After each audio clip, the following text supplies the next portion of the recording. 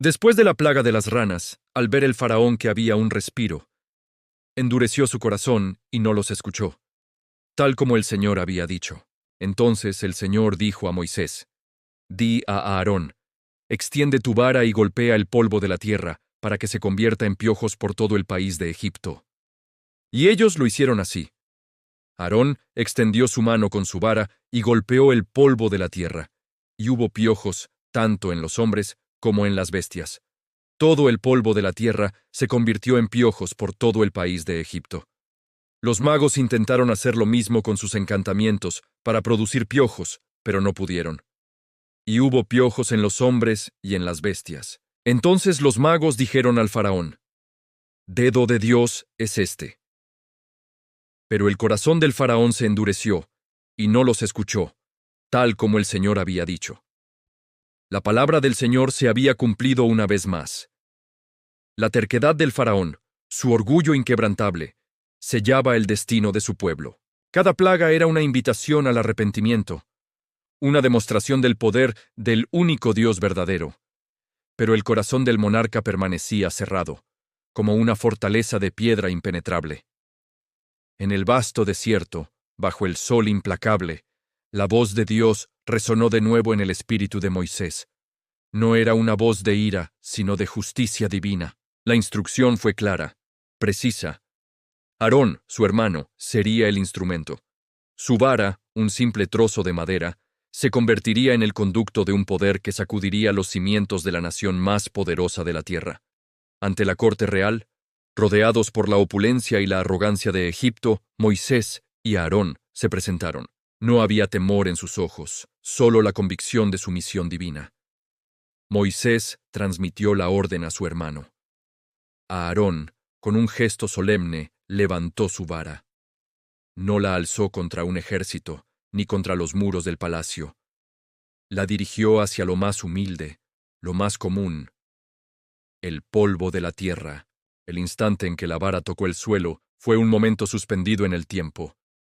Un silencio profundo cayó sobre la sala del trono. Luego, un murmullo, un movimiento casi imperceptible. El polvo comenzó a agitarse, a vivir. Lo que era inerte se transformó en una nube viva, una masa pululante de criaturas diminutas.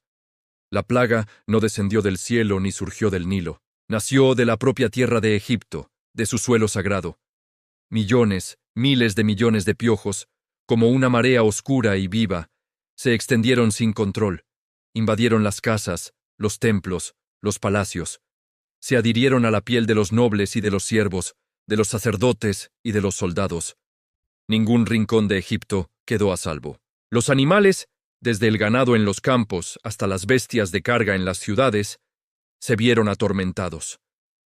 Su mugido y su relincho se convirtieron en lamentos de agonía. Los egipcios se rascaban frenéticamente, sus cuerpos cubiertos por una capa viva y punzante. La dignidad se perdió, reemplazada por una desesperación primitiva. El orgullo de una nación se disolvía en una comezón insoportable. En su desesperación, el faraón convocó a sus sabios, a sus hechiceros. Yanes y Yambres, maestros de las artes oscuras, se presentaron con sus varas y sus libros de encantamientos. Confiaban en sus dioses, en su conocimiento secreto para replicar el milagro y así minimizar su impacto, para demostrar que el poder de Moisés y Aarón no era único. Realizaron sus rituales, cantaron sus conjuros, trazaron sus símbolos en el aire. Intentaron, con toda la fuerza de su magia, convertir el polvo en piojos. Pero sus palabras eran vacías, sus gestos inútiles. El polvo permaneció inerte ante ellos. El poder que enfrentaban no era de este mundo. No podía ser imitado ni comprendido por sus artes. La frustración se dibujó en sus rostros. El sudor perlaba sus frentes. Intentaron una y otra vez, pero el fracaso fue absoluto. La plaga que atormentaba a Egipto estaba más allá de su control. Finalmente, derrotados, se volvieron hacia el faraón. Sus voces, antes llenas de arrogancia, ahora temblaban con una mezcla de miedo y asombro. Con la cabeza gacha, uno de ellos habló, sus palabras resonando en la sala del trono como un veredicto final. Dedo de Dios es este. Era una confesión, una admisión de impotencia. Reconocieron una autoridad superior, una fuerza que trascendía sus trucos y sus ilusiones. No era Moisés, no era Aarón, era el dedo de Dios mismo, obrando directamente sobre la tierra. Pero incluso ante el testimonio de sus propios magos, el corazón del faraón permaneció sellado. El orgullo era una coraza más fuerte que cualquier lógica, más pesada que el sufrimiento de su pueblo. Miró a Moisés y a Aarón, no con rendición, sino con un desafío renovado.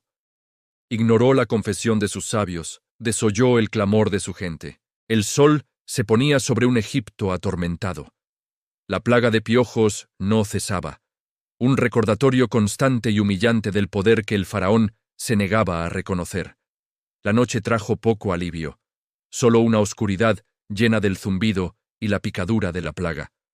La advertencia había sido clara, la demostración innegable, y sin embargo, el corazón del rey se endurecía aún más, preparando el escenario para una confrontación aún mayor, para una lección que sacudiría a Egipto hasta sus cimientos.